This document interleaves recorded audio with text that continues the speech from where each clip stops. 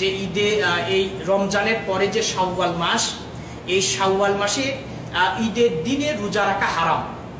এই 5 দিন রোজা রাখা নিষেধ। 2 ঈদুল ফিতর, ঈদুল আজহা এবং ঈদুল আজহার পরের 3 দিন, যেটাকে আইয়ামে তাশরিক বলে। রাসূল সাল্লাল্লাহু আলাইহি ওয়াসাল্লাম বলেছেন আইয়ামে তাশরিক আইয়ামুল আকলি ওয়া শুরব।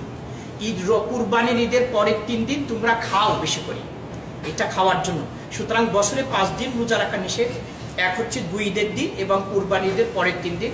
তবে যেই হাজি কেরান এবং তামাত্তু করবে তার যদি কুরবানি না থাকে সে রাখতে পারবে। এবার আমরা আগামী শাওয়াল মাসে, রমজানের পরে যে শাওয়াল, এই শাওয়াল মাসে 6টা রোজা রাখবো।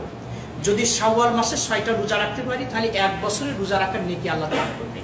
রাসূল সাল্লাল্লাহু আলাইহি ওয়াসাল্লাম বলেছেন মান সামা রমাদান সুম্মা আতবাআহু সিত্তা মিন শাওয়াল কানা কাসিয়ামিদ দাহরি কুল্লি। যে রমজানের রোজা রাখলো অথবা শাওয়াল মাসে 6টা রোজা রাখলো, আল্লাহ রাব্বুল আলামিন গোটা 1 বছর রোজা রাখলে যে নেকি আল্লাহ তাআলা আমার নামে সেই নেকি দান করবে। এইটার হিসাব কি?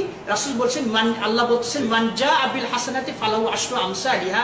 যে একটা ভালো কাজ করবে, এই ভালো কাজের সর্বনিম্ন নেকি হচ্ছে 10 থেকে আল্লাহ স্টার্ট করে, 10 থেকে শুরু করে 750। তাহলে একটা রোজা সমান 10টা রোজা।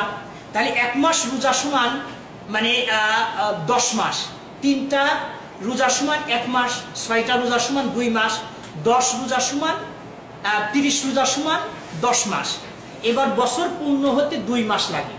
এবার এই রমজানের পরে যদি আমরা শাওয়ালে 6টা রোজা রাখি তাহলে বছর পূর্ণ হয়ে গেল।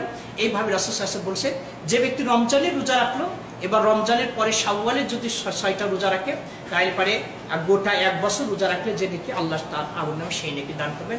আল্লাহ